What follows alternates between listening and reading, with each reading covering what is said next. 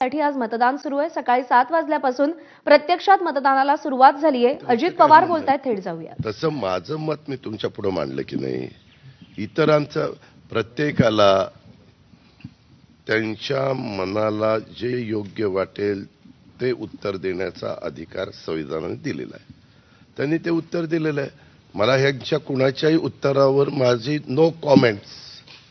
वारीच्या संदर्भातला प्रश्न वारी ठेवली गेली, तुमच्या मार्गदर्शनाखाली बँक चालते, आरोप केला जातो। माझ्या मार्गदर्शनाखाली बँक चालत नाही।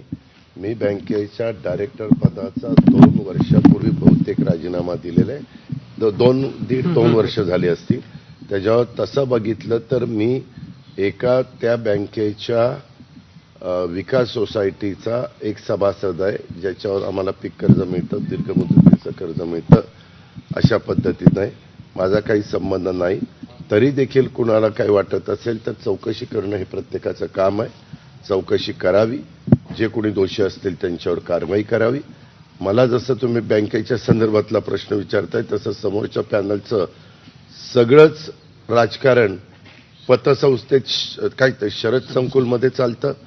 त्यांनाही कायद्याने ती पतसंस्था आहे, सहकारी नियमाने तिथं पतसंस्था आहे, विकास सोसायटी आहे, दूध सोसायटी आहे। 3 संस्था असताना तिथं तर कुणाला बसताही येत नाही। मी पण म्हणजे माझ्या कार्यकर्त्यांनी तक्रार केली असती तर तिथंही त्यांनी सील ठोकलं असतं। कारण तुम्हालाही माहिती आहे की ज्या दिवशी उमेदवारी आचारसंहिता सुरू झाली तेव्हापासून ते सगळेजण तिथंच त्यांचा अड्डा आहे, तिथंच त्यांचं ऑफिस असल्यासारखं आहे। पण मला कुणी सांगितलं हे करा, मला ते तसलं पडायचंच नाही, ज्याचं त्याला लखलाभ। तुम्ही अगदी पीडीसीसी बँकेमध्ये तिथं जे मी निळकंठेश्वर पॅनल उभं केलेलं आहे त्या पॅनलचा एक तरी सदस्य होता का?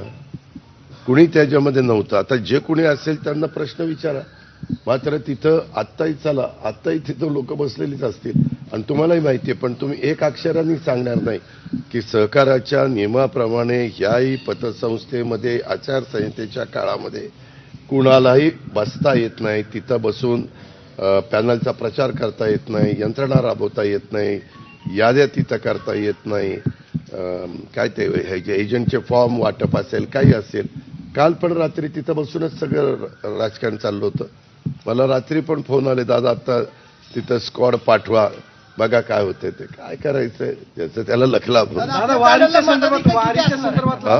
किती मताधिक्याने आपला पॅनल येऊ शकतो मतदार ठरवणार आहेत, अजित पवार नाही सांगायचं। दादा, वारीच्या संदर्भातला प्रश्न आहे की आळंदी देवस्थानचे जे विश्वस्त आहे, प्रमुख विश्वस्त तर ते वारकऱ्यांची किंवा या सगळ्या सोहळ्याचे मालक असल्यासारखी वागणूक सगळ्यांना देत आहेत। वारकरी असतील किंवा पोलीस प्रशासन असेल, त्यांच्याशी गेले 2 दिवसापासून हुज्जत त्यांची सगळी। मी आपल्याला सांगू का, शासनाची भूमिका बजावत असतं। वारीकडं, वारकऱ्यांच्याकडं त्या ज्या 10 महत्वाच्या पालख्या आहेत, मानाच्या पालख्या, महत्वाच्या म्हणण्यापेक्षा मानाच्या पालख्या आहेत, ही परंपरा आज चालत आलेली नाही, वर्षानुवर्ष चालत आलेली आहे। आम्ही फक्त काय करतो, त्यांच्या नियमाप्रमाणे त्यांच्या ठरवलेल्या ते जे काही त्यांचे अधिकार असतील किंवा त्यांचं ते मंडळ असेल किंवा त्यांचे पदाधिकारी असतील, ते त्यांच्या पद्धतीनं ते ठरवत असतात। आम्ही फक्त तिथं प्रचंड काही लाखाचा जनसमुदाय असेल, तिथं कुठेही काही गडबड होऊ नये, तिथं